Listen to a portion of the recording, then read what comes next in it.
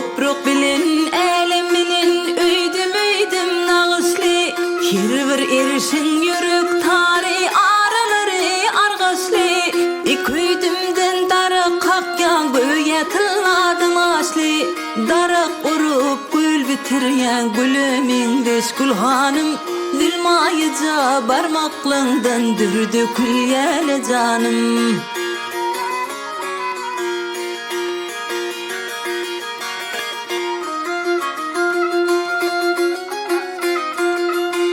Gör kalıptır nepik halim dağı tehra çölünün.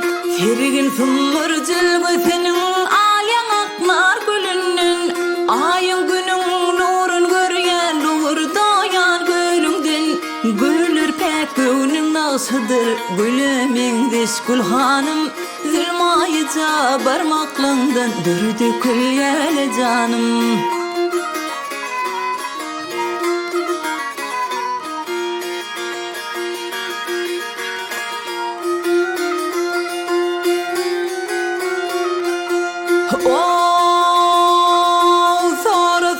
Jahan kestedin yedi iqlimigidin.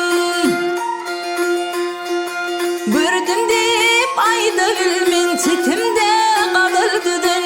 Kimine dirince sahir senin vasfın niyadın. Senin elin hünerine elem hayran Gülhanım. Zilmayıca barmaklığından dürdü külyele canım.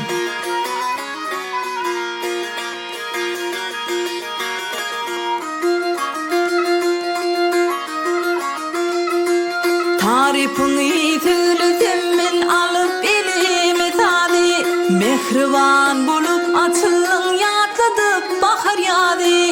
Erkin edi diyarımın sen kim bir erkin idi. Mağluptan masriğe doli senin adın Gülhanım. Zilmayıca barmaklığından dürdü külyele canım.